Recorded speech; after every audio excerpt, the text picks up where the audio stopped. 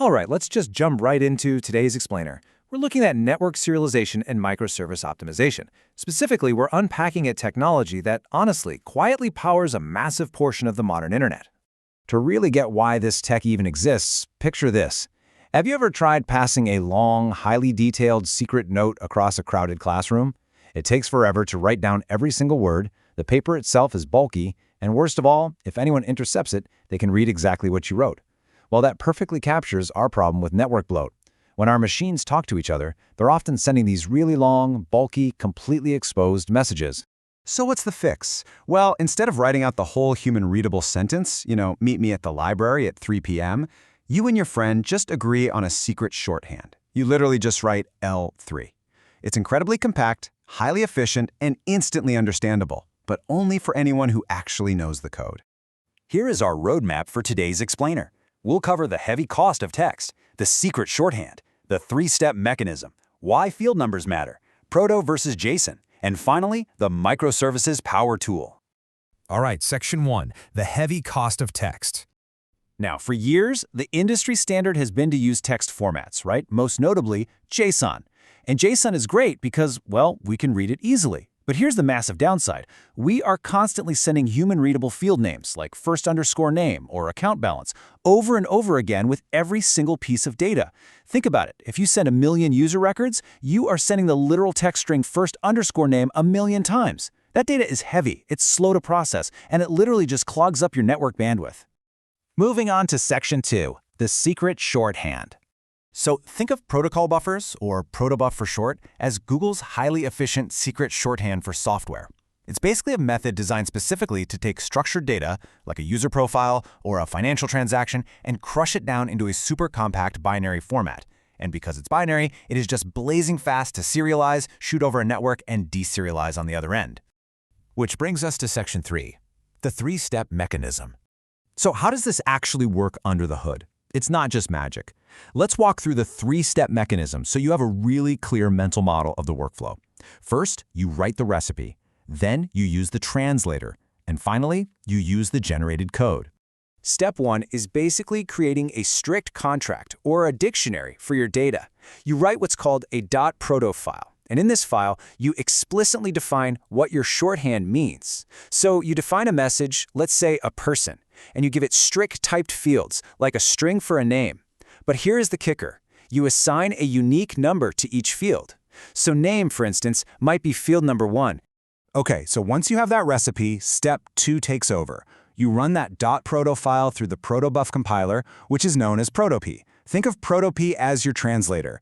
It magically takes your blueprint and generates native, ready-to-use code in whatever programming language you're using. Python, Java, Go, you name it.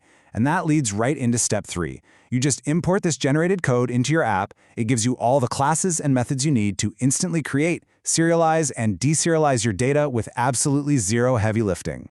All right, Section 4, why field numbers matter. Now, I want to heavily emphasize this point. This is the core aha moment for why Protobuf is so efficient. In your code, you might call a field user_email_address. But on the network, Protobuf completely strips all of that away. This single number, the number 1 or 2 or whatever you assigned in the proto file, is the absolute unchanging identity of that field on the wire. The crucial thing to grasp here is that actual human-readable field names, like name or age, are just entirely obliterated on the wire. Protobuf simply doesn't send them. Instead, it swaps them out for these tiny numeric tags. And these tags only encode 2 things, the field number and the wire type, which basically just tells the machine, hey, you're looking at an integer or a string. This is exactly how Protobuf gets so incredibly compact. It literally just stops sending the bulkiest, most repetitive parts of your data. And because of this setup, Protopath practically guarantees backward and forward compatibility. Think about it. Field names matter to us humans reading the code, right? But only field numbers matter to the wire format. So if you decide to refactor your code and rename first_name to given_name, your app won't break. As long as that numeric identity tag, like field number 1, never changes, the machines on both sides of the network will still perfectly understand that secret shorthand. Let's move to Section 5, Protobuf versus JSON. This really breaks down the core trade-off of modern system design. Look, with JSON, you get a text format that any human can read. And that's fantastic for public APIs and web browsers where flexibility is everything. But you don't get a built-in schema, and your performance is inevitably slower and larger. Now with Protobuf, you are deliberately sacrificing that human readability for a machine-readable binary format. But in exchange, you get a strictly enforced schema from your proto files and data that is massively faster and smaller. Finally, Section 6, the microservices power tool. If you've ever wondered why gRPC uses Protobuf as its default serialization, well, this is why. They're a match made in heaven. Protobuf delivers that high-performance speed gRPC absolutely needs. Its compact size saves tons of precious bandwidth, which, by the way, is a total lifesaver for mobile clients on spotty networks. Also, that strongly typed proto contract catches bugs at compile time before they can even touch production. Plus, it's language agnostic. You can have a microservice in Go effortlessly chatting with a Python client without missing a single beat. All right, let's lock in these core takeaways. Protobuf isn't just another data format. It's a highly efficient, compact binary blueprint.